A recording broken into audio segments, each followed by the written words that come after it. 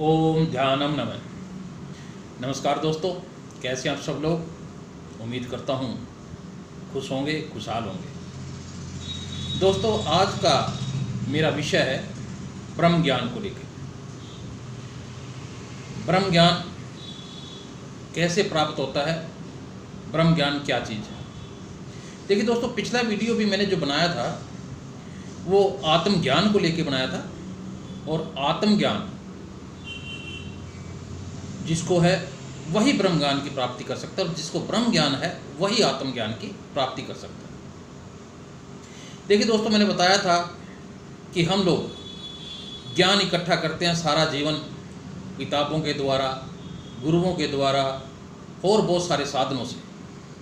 देखिए दोस्तों, ज्ञान नहीं है, वो एक विद्या है। जैसे आप किसी गुरु से आपने विद्या ली, शिक्षा ली, चाहे वो अपना भौतिक जगत के बारे में हो, रसायन के बारे में हो, विज्ञान के बारे में हो, या कोई शस्त्र विद्या हो, वो एक विद्या है जो आपके जीवन में काम आती है। आपके भौतिक जीवन को चलाने में उसकी एक विशेष भूमिका रहती है। लेकिन ज्ञान जो है, ज्ञान इंसान के अंदर से निकलता है। इसमें कोई दो राय नहीं है कि विद्या सहायक है। विद्या होगी तो ज्ञान मिलेगा, अगर विद्या नहीं है तो ज्ञान में मिलने में थोड़ी कठिनाई होती है। इसका एक उदाहरण मैं आपको देता हूँ कि विद्या और ज्ञान में क्या फ़र्क है। माँ के पेट से जैसे ही बच्चा जन्म लेता है, उसे कोई सिखाता नहीं है, उसे कोई विद्या नहीं देता, उसे पता होता है कि दूध कैसे पीना है। ये उसका आत्मज्ञान है। ये इंसान के बच्चे के साथ ही नहीं, बल्कि जानवरों के बच्चे के साथ, जीव जंतु जितने भी हैं, उन सब के बच्चों के साथ जैसे ही जन्म होगा उनको इस बात का पता है कि हमें दूध को कैसे पीना है। तो ऐसे ही ज्ञान में और विद्या में बहुत फर्क है। ज्ञान जो है अंतरात्मा से निकलता है। विद्या आपके मन का, आपकी बुद्धि का कमाल है। आपकी बुद्धि ने ही विद्या ग्रहण करनी है। दोस्तों, अब ब्रह्म ज्ञान क्या चीज़ है।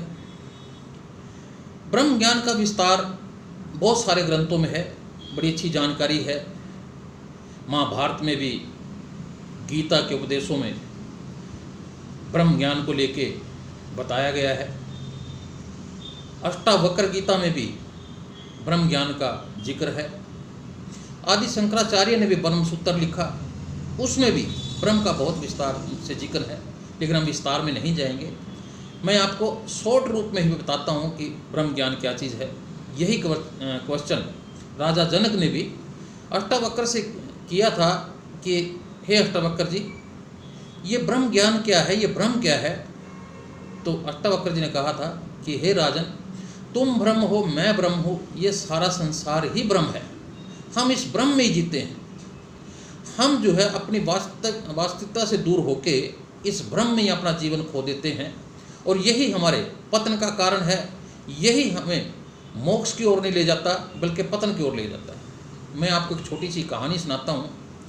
एक बार नारद जी भगवान श्री कृष्ण के पास गए और उनसे क्वेश्चन किया कि हे भगवान श्री कृष्ण जी, हे भगवान, मुझे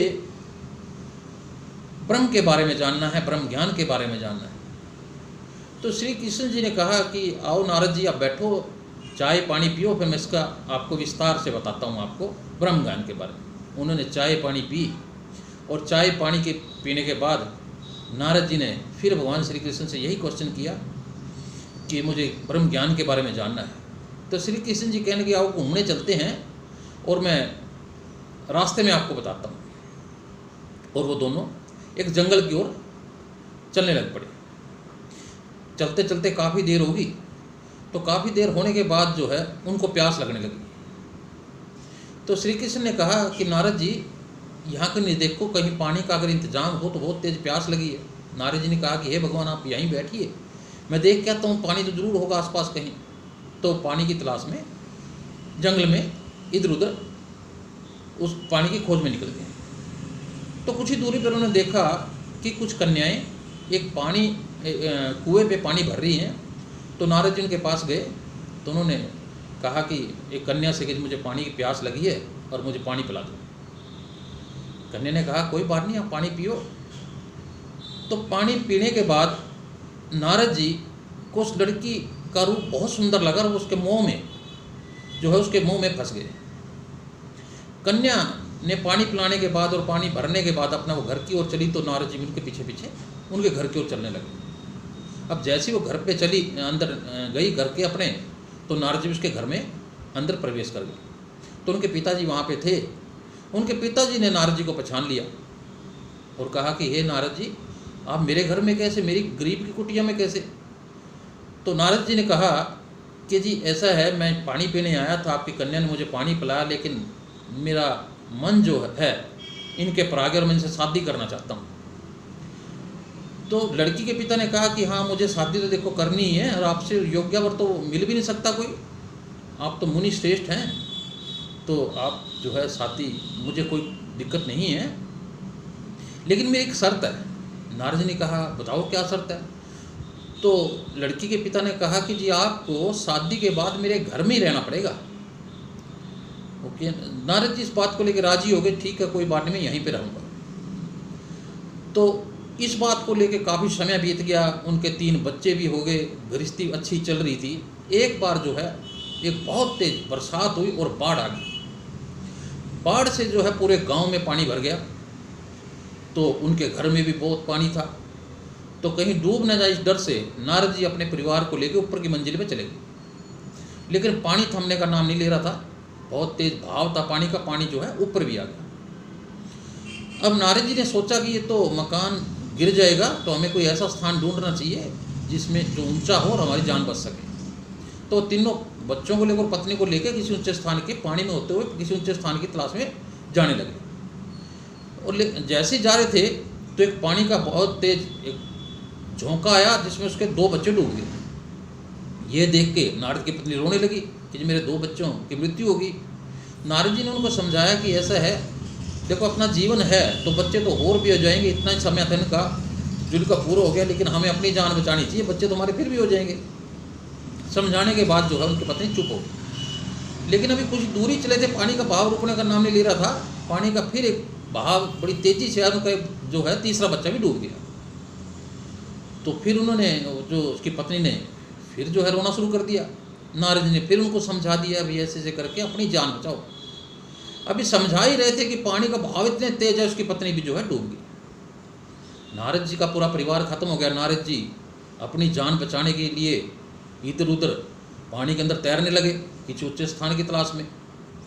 अब कुछ ही दूरी पर उनको थोड़ा स्थान मिला, लेकिन जो है वो भी इतना ऊंचा नहीं था। छाती के बाद जो पानी है ठोडी तक आ गया, ठोडी से मुंह तक पहुंचने लगा और नारद जी डूबने लगे। अब जैसे ही उनको डूबने लगे तो उनको परमात्मा याद आया। उन्होंने एकदम पुकारा कि हे भगवान मुझे बचाओ। अब जैसे उन्होंने पुकारा तो नारद जी भगवान श्री कृष्ण के सामने पड़े हुए थे। तो भगवान श्री कृष्ण उनको देख के मुस्कुराए और भगवान श्री कृष्ण ने नारद से कहा कि आपको अपने क्वेश्चनों का उत्तर तो मिल ही गया होगा, ब्रह्म ज्ञान की भी आपको पता लग गया होगा। नारद जी जो है उनके पैर पकड़ के बोले कि हे भगवान, मैं तो मोह माया के जाल में अब ऐसा फंसा, मैं तो भूल ही गया था भगवान श्री कृष्ण के लिए पानी भी ले जाना है। तो श्री कृष्ण जी कहने लगे कि प्रकृति ही इंसान को अपने मोह पास में फंसाए रखती है और इंसान जो है प्रकृति के वश में आके ये भूल जाता है कि मेरा असली उद्देश्य क्या है, परमपिता परमात्मा ने मुझे किस लिए भेजा है। और मन के वश आकर मोह माया के चक्कर में पड़ के वो ये भूल ही जाता है कि परमपिता परमात्मा का मैं एक अंश हूँ, मुझे उसमें मिलना है। तो यही ब्रह्म ज्ञान है कि इंसान जो है परमपिता परमात्मा को हमेशा याद रखे और कभी इस मोह माया प्रकृति के चक्कर में न पड़ के भगवान को कभी ना बुलाए। तो ब्रह्म ज्ञान का सबसे बड़ा तो सूत्र यही है कि परमपिता परमात्मा को, इंसान को हमेशा याद रखना चाहिए। देखिए दोस्तों, जैसी जिसकी मति होती है वैसी उसकी गति होती है। मति का अच्छा होना बहुत ज़्यादा ज़रूरी है एक अच्छी गति की। मोक्ष की प्राप्ति तभी अच्छी होती है जब आपके अच्छे विचार होते हैं।